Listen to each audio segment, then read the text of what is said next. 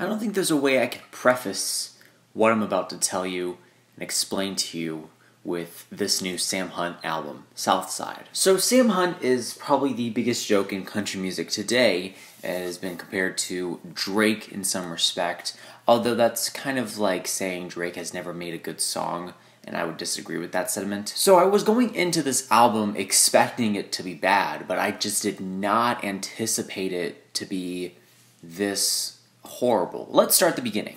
2014. That was the year Sam Hunt started to make a name for himself, dropping his album Montevello. At that time, he was capitalizing on the growing trend of bro country, and that album also had some pop elements to it, some R&B elements as well. And look, there are songs on that record that I would classify as par, mediocre, decent, but for most of that record, it was pretty just unlistenable, at least for me. But ever since that album, Sam Hunt has really not made a lot of attention to himself. He likes to say that he has a quiet lifestyle and personal life, so he didn't really drop a lot of material in 2015 or 2016, just a few singles. 2017 hit, and then he dropped Body Like a Backroad, probably his most successful single up until this point. Drinking Too Much was another single that he dropped, and those two songs land on this album, as well as the 2018's Downtown's Dead, and then he dropped 3 singles prior to the release of this album. So a total of 6 singles were released for this album. So that's about half the album, which, I mean, is not terribly bad.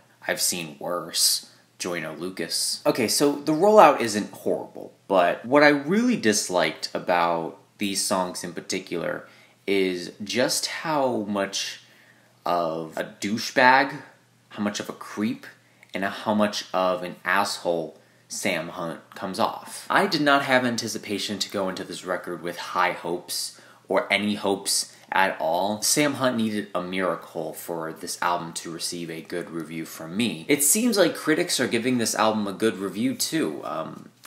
Entertainment Weekly gave it a positive review. Pitchfork gave it a positive review, which is surprising. But I think for once I can truly and honestly say confidently that I don't understand why people like this album. If you like this album, you might have one of the following problems. 1. You like being stalked or being creeped on. You might have daddy issues. Or you have an abusive boyfriend that you wish someone could come in and save you. If you don't fall into one of those categories, then I don't know why you like this album. And explain to me how you listen to this record, because how I listen to this record, I see Sam Hunt comes off as an incredibly unlikable asshole, a creepy douchebag, and a tool that is using women for his own pleasure. I mean, there are numerous songs on this record where Sam Hunt tries to wow this girl, and it does not work out in his favor. Or at least they try to make it work out in his favor, and it just doesn't. It doesn't. Let's start with the first track, 2016,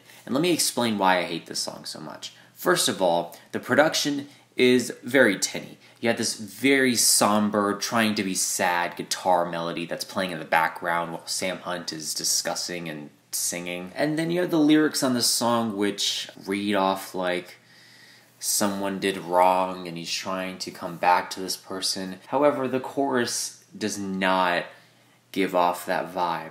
And I drive 1,000 miles to your house, walking like I walked out, put the tears back in your eyes, because all my lies could still come true. I don't know what that even means, but he goes on to say, I'd tell you everything was alright, and hold you baby all night, when your heart was all patched up, and our love was good as new. I'd take 2016 and give it back to you. Honestly, if someone told me that, I'd take it as an insult, because 2016 was not a good year. He goes on to discuss how, ever since he left, he thought he'd be free, but in reality, he's free with the girl. This has the same attitude and lyrical capacity as like a post-grunge song from the 2000s does. But at least the production on those songs had a little bit of grit to them. If I could wrangle all my sins, take them back and make amends, and do it all over again, I'd take the wrongs and make them right, all the lonesome, lonely nights, pack them up and haul them back home to you. And not just this song in particular, but a lot of the songs feature very repetitive lyricism. And I wouldn't mind that if the choruses were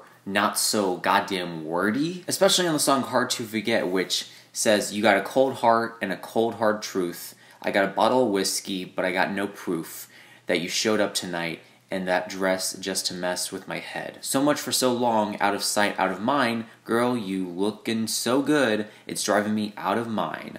Oh, you're breaking my heart, baby, you're playing hard to forget. Essentially, in this song, we have Sam Hunt thinking that this girl is trying to wow him and impress him because they broke up, and she just happens to be at a bar or something. Like, that's not entirely uncommon, dude. She's not trying to wow you, she's not trying to impress you, she's just having a good time. But that's how Sam Hunt operates. He comes off like everything is about him when in reality, nothing is. Speaking of the track Hard to Forget, I have to talk about the Webb Pierce sample that's flipped on this because, oh my God. It's taken from a 1950s honky-tonk song known as The Stained Glass, done by Webb Pierce. Basically, it's used for the introduction portion of this track, and then it's, I guess, manipulated towards the latter half of the introduction, and then we don't really hear it for the rest of the song. And I would love to explain to you how horrible this production style is on this track in particular, and just how offensive it is to the single and to Webb Pierce himself, but I guess I'll just show you.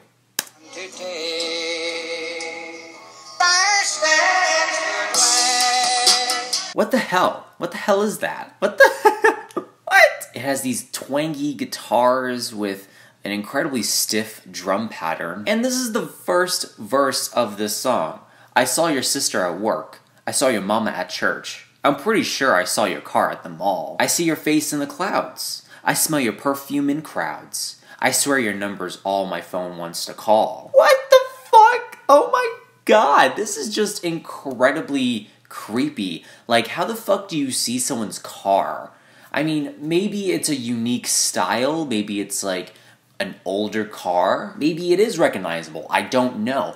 But most of the time, cars are pretty generic, and I don't know, but it just comes off incredibly creepy. And then we have the song Kinfolks, which is just a whole nother set of bad. The chorus of this thing is just incredibly weird. I wanna introduce you to my kinfolk, to my old friend, to the house in the pines where the road ends.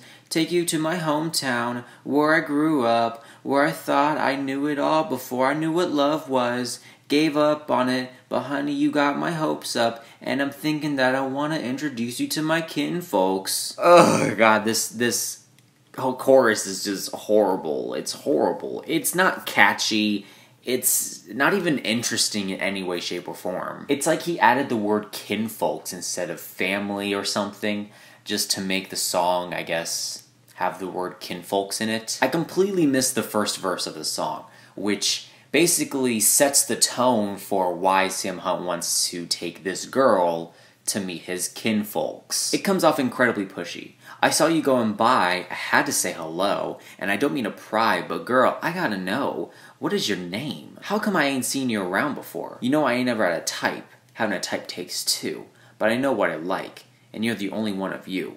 You're something else, and I know we just met, but... And then he goes into the chorus. And the production of the song is not good either. You have these booming kicks in the background and then some guitars that are just soaring in the forefront. It just comes off incredibly tinny and thin. And the drums are trying to make up for how tinny and thin the production actually is. The song Young Once is also another shade of bad on this record. And the second verse of this song is something that I want to point out because it is incredibly just...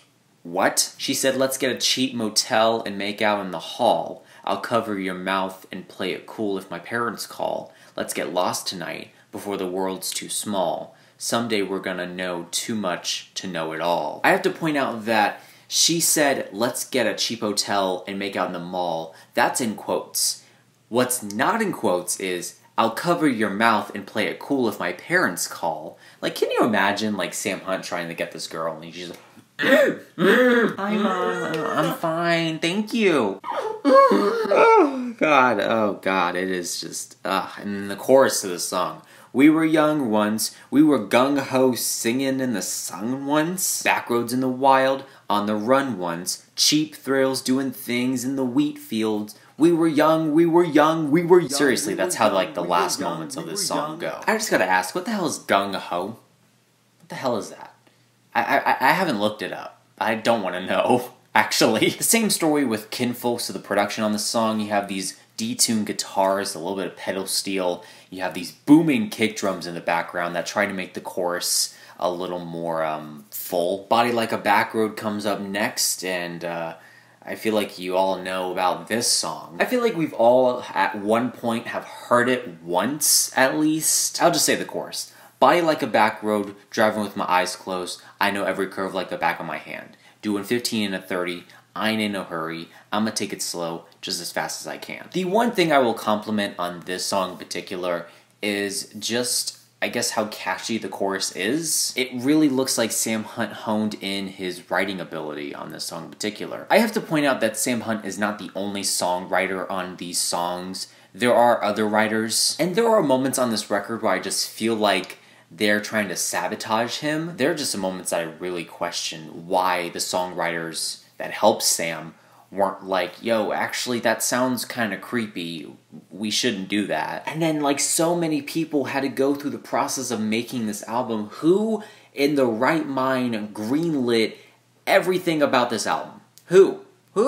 I want to know. I want their names. I feel like you know so much about Body Like a Back Road with its weird, I guess, groovy guitar melody and strumming. You have these snaps in the background, you have Sam Hunt singing. And then you have these like weird, I don't know what they are they vocal melodies? They're like, like what is that? I genuinely do not know. And then we have the song, That Ain't Beautiful, which is simultaneously my favorite and least favorite song on this record. This song is really messy. Essentially, you have Sam Hunt speaking over this somber guitar-backed instrumental, saying you can cake on all that makeup and steal your roommate's dress, take pictures of your good side, in the bathroom at the bar, call your friend a slut for leaving the party early with a guy who never looked at you, and you can split an Adderall with a stranger in a bathroom stall, send a misspelled text to an ex who put his fist through your bedroom wall, because being treated like shit is really comfortable for you. Know what I'm saying? So given this conversation that he just had with this girl, do you know what he says in response? That ain't beautiful. No, that ain't you. You can do better. Oh, you can do better. Better. What? What? That's your response? That is your response to what you just said to this girl who has obviously had a struggle. The second verse on the song is horrible too, but this song shows the mentality that Sam Hunt thinks in, thinking that any girl that he can meet, he can be the savior for. Like, not all girls need saving. They just probably want a partner to deal with, to love. Sam Hunt's coming in like the mindset of Superman wanting to save someone. The song Let It Down is also another shade of bad on this record, but it's kind of like a different shade of bad in an interesting way. You have the chorus on the song, come on baby, let it down, let it down, let it down, on down the line, show me a little mercy, for you break this heart of mine, let it down, let it down, let it down, on down the line, if you give me till tomorrow, I'll be fine. There's a little bit of a shift in tone with this song amongst the rest of the songs on this album because it actually, for once, details Sam Hunt being the one heartbroken. But given to what you've done on other girls in the past, on this album in particular, why should I be sympathetic to your misfortune? This song just comes off like a beg for like, please, no, don't break up with me. I'm a good guy. Come on, baby, it can't be that bad. Don't you know me like this? Looking like that? Oh, want one more night? You got your whole life to leave me high and dry. I also have to point out the percussion on this track in particular because it is incredibly awkward. It is loud in the mix, almost overpowering the instrumental, the rest of the song. It leaves me wondering why it was released in this condition. And then you have Downtown's Dead, which was another single that was released for this album way back when, basically saying, hey girl, you know, downtown's dead without you, which basically means my lifestyle of partying and drinking is not as fun if I don't have another person partying and drinking with me. Downtown's dead without you, girls walk by and friends say hi, but Friday night might as well be just another Tuesday night without you. As long as you're still in my head, there ain't no way I can paint a ghost town red. Downtown's dead. Downtown's dead. This is also another song that features this really obnoxious snapping effect, which is just incredibly too loud. Like, be it in the background. Don't be, like, right there. Like, again, the very tinny production on this song just does not help when the chorus hits. It's trying to be big, it's trying to be loud, it's trying to be emotional. It just comes off incredibly tacky. You have the song Nothing Lasts Forever, which is, production-wise, a different change of pace. You start off with an electric piano this time. But lyrically, it's probably one of the worst songs on this record. It basically talks about how Sam Hunt and this girl were, I guess, a thing at one point, and then he's trying to, I guess, tell himself that, no, this girl actually likes me, she's just playing hard to get. Say I'm just a youthful face, something to do on Saturdays, and it's the best you've ever had, or say it's bad, say it's something, just don't say it's nothing. Also, the bridge on the song is just incredibly, just a terrible way of thinking. Like, why? Tell me you feel guilty, tell me you feel childish, tell me you feel sorry for me, tell me you feel stupid, tell me you feel lonely, tell me you feel something for me. Begging this girl to feel something for him, saying, I am really important. I am important, look at me! Again, the snaps, the production, the drums, It's like the production team programmed a drum machine to its basic setting and just went ham. And then you have the song Sinning With You, which shows Sam Hunt basically using a girl's religion, or using just religion in general, to get what he wants. Raised in the first pew, praised by Yeshua, case of a small town repression, your body was baptized, so disenfranchised. I was your favorite confession, my past was checkered, your spotless record was probably in jeopardy. Your place or my place. His grace and your grace felt like the same thing to me. And then the chorus hits and it's basically like, I never felt like I was sinning with you. If it felt so wrong, why did it feel so right? And all of this annoying imagery over this really somber and trying to be sad instrumental, which happens more often than not on this record, believe it or not. I felt closer to the stars with you. I felt forgiveness in my heart with you. Saw the light in the dark with you. I felt like I could fly. Take me down where the river is. Put me under your innocence. I wasn't in it for the hell of it. I guess that's why. I hate it when I can't feel the Holy Spirit. Ew. I know what it feels like crossing the line, but I never felt shame. I never felt sorry. Never felt guilty touching your body. As long as you're for me, as long as I'm for you, who could be against us, baby? Again, it's moments like these where I question, like, the mentality of Sam Hunt, because he's exploiting this girl, using her religion against her, and his religion, I assume, just to get something he wants, and it's incredibly creepy. Breaking Up was easy in the 90s, another very weird, tangy guitar melody in the background, obnoxious percussion as well. But then we also get a spoken word from Sam Hunt himself. Bartender looked at me, pony up man, we're closing down. I paid the tab and I turned around.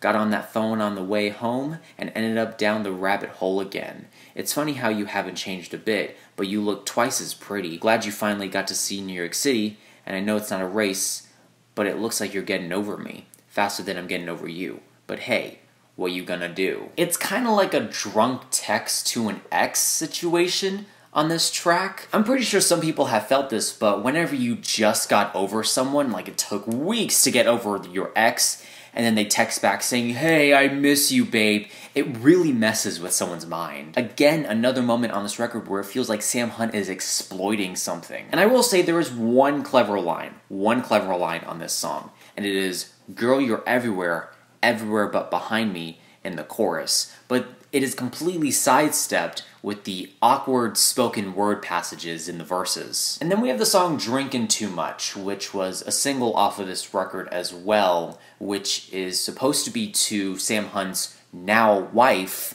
Hannah Lee. But originally it was released when Hannah was not even dating Sam Hunt, and so Sam Hunt thought it was the appropriate idea to air out their dirty laundry. So not only does this song come off incredibly one-sided and self-serving, it also is in some way, shape, or form an invasion of privacy. I'm sorry I named the album Montevello, and I'm sorry people know your name now, and strangers hit you up on social media. I'm sorry you can't listen to the radio, and drive out to the place where we used to get peaches down in Pelham. I know you want your privacy, and you got nothing to say to me, but I wish you let me pay off your student loans with these songs you gave to me. Remember the first time you stayed with me, overpacked and drove up and went to the CMAs with me? 2 years later, I felt like you were a million miles away from me. And I was the one on stage drunk, barely holding on ABC. Hope your dad still prays for me. This is another moment on this record where Sam Hunt tries to play the victim card, kind of pushing this moment of like, ugh, I hope you're sorry. I hope you feel better. Again, it's just like, what the hell? Why is it coming off in such a horrible way? And I do worry about Sam Hunt just a little bit because why is he drinking so much?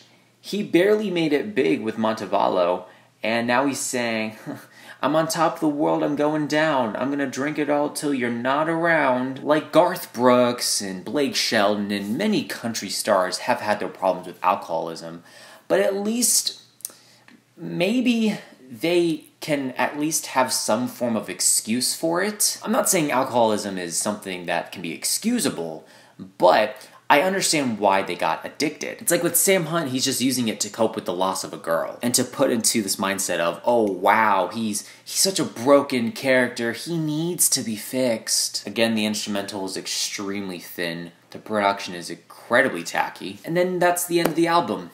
And it was worse than I could have explained. This LP is 39 minutes long. 39 minutes. It feels like it takes an hour to get through. And I'm left scratching my head wondering, how did this happen? How did Sam Hunt get to this position where he put out one of the most defining records in bro country because of how horrible, tacky, and obnoxious it is? A lot of these insipid guitar melodies with these very stiff percussions. Vocals that are a mess. Oh god, that spoken word thing that he does, it's cringe. This album is like biting into a lemon. You expect the sourness, but then you unexpectedly swallow the seed. Because there are just so many horrible ideas on this record that it does not go well for Sam Hunt. Ooh, god, I was not anticipating to hate this record as much as I do, but it is god awful. I can't say anything else but that Sam Hunt's Southside album sucks. Thank you so much for watching. I hope you enjoyed. Leave a like, comment, share, do whatever you want. Let me know how I can improve future videos down below. Remember, this is only my opinion because music is subjective.